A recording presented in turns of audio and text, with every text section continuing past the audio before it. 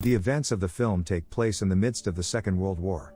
A U.S. Air Force team is on a reconnaissance mission over the waters of the Pacific Ocean. The crew of the American torpedo bomber consists of Commander Harold Dixon, radio operator Gene Aldrich and bombardier Tony Paschal. The team has become too distant from the other aircraft on the mission and is now unable to orient themselves in space. Captain Harold decides to return to the aircraft carrier, but the crew fails to locate the warship at the given coordinates. Breaking the radio silence, Gene tries to contact the base, but gets on the radio wave of the Japanese and interrupts the broadcast. The fuel level in the aircraft is dropping rapidly. To lighten the plane, Tony drops the bomb into the water. After a lengthy search for the aircraft carrier, the captain decides to land the plane on the water and orders the crew to pack the essentials and prepare a lifeboat. After a successful landing, the captain is the first to get out. The bomber gradually begins to sink and the remaining crew members, panicking, cannot unfasten their belts. Already underwater, the guys manage to get out and they are reunited with the captain. The trio inflate the lifeboat, but it turns upside down. When trying to turn over the rubber boat, the team loses the only flashlight. Already in the boat, the guys had a chance to get to know each other better. Confident that they will be rescued the very next day, the trio fall asleep. The first day of the team in the open ocean begins. Not realizing the danger of the situation, the guys feel relaxed and have an impromptu tea party. The commander tells the crew that they need to distribute observation zones and look in all directions so as not to miss the rescue aircraft. After some time, the crew really notices a high-speed aircraft in the sky, but they have nothing to signal. Due to the panic during the landing, the guys forgot to pick up the signal lights and parachutes. The trio frantically wave their clothes in an attempt to get their attention, but the plane doesn't notice them and flies away. Harold tells the crew that this was their only chance for survival. Their team landed in the territorial waters of the enemy and, taking wartime into account, their command will not risk going on a second search. The trio were left without food, water and communication in the middle of the largest ocean in the world. Emotionally, the commander blames Gene for everything, due to the fact that he was unable to catch the aircraft carrier's signal. Realizing the danger of the situation, Harold takes command of the lifeboat and tells the guys to obey him unquestioningly. As his first order, he tells the guys to empty out all their pockets to see what they have to survive.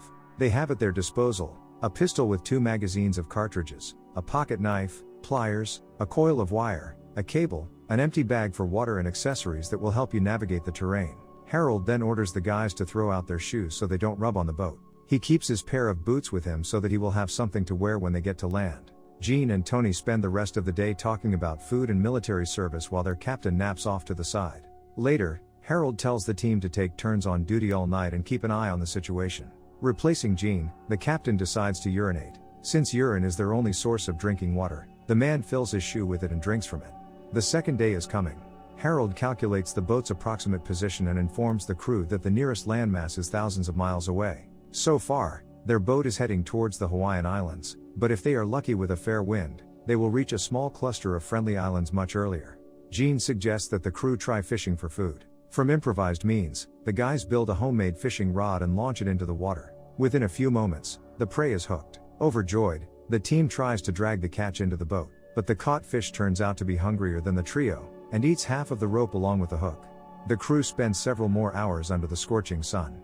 Tony is inspired to think about how he will be awarded the medal after everything is over. Harold suggests that their team could be sued for sending a bomber to the bottom of the ocean.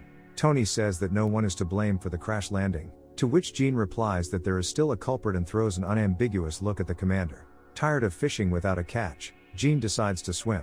Harold warns the crew that it's best to stay close to the boat because there may be sharks in the water. Hearing this, Gene immediately comes back, and Tony changes his mind about going for a swim next. Thus ends another day. On the third day, Gene and Tony again remember what brought them to the service and what they did before the war. Tony reveals that he graduated with honors from the mechanics course. Upon hearing this, the commander starts blaming the bombardier for the crash landing due to his inexperience as a navigator. With each passing day, the morale of the team is deteriorating. Tony is so thirsty that he is ready to drink water from the ocean, but the commander stops him in time.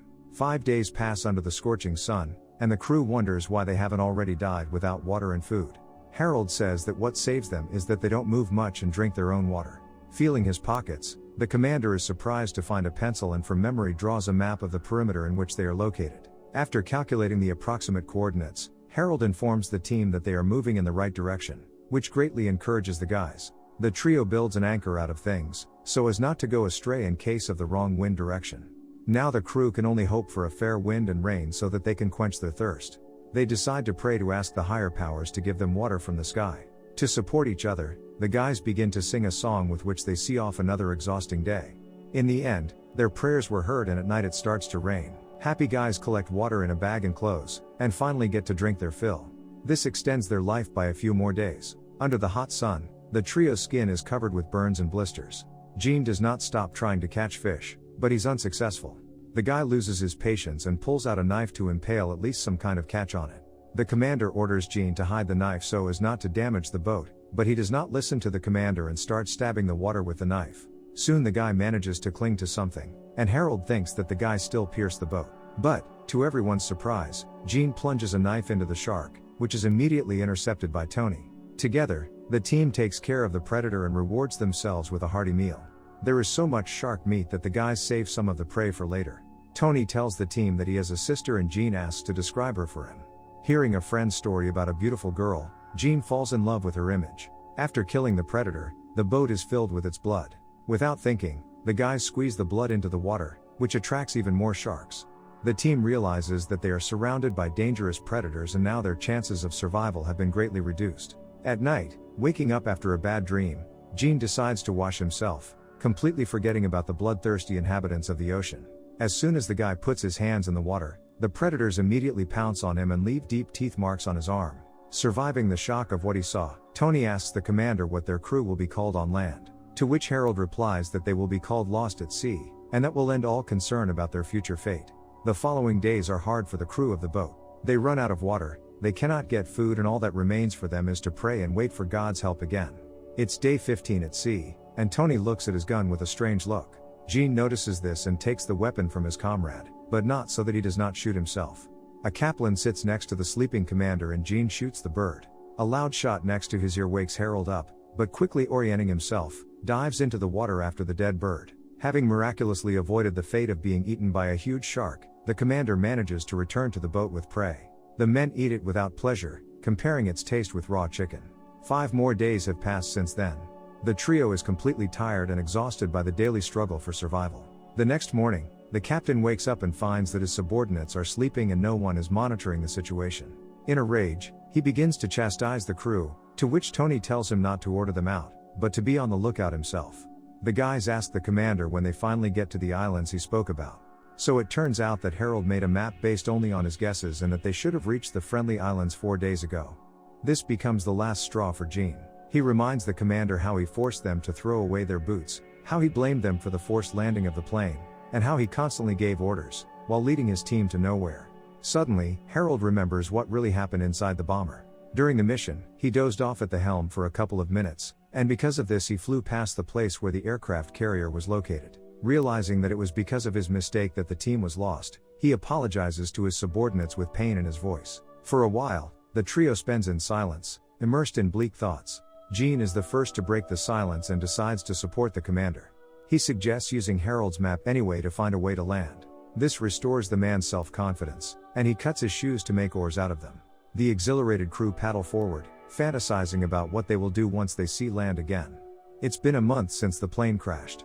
The trio is thirsty again and begins to lose their last hope of salvation. In the evening, clouds are gathering in the sky and the guys understand that soon they will be able to drink water. But a new test awaits them. The rain turns into a terrible storm. The boat is covered with waves and the commander is thrown overboard. He manages to get back, but the next huge wave covers the boat completely and the whole trio is in the water. From the overturned boat, all the things that helped the team survive all these days go under the water. But despite everything, the guys manage to climb back into the boat and survive the storm.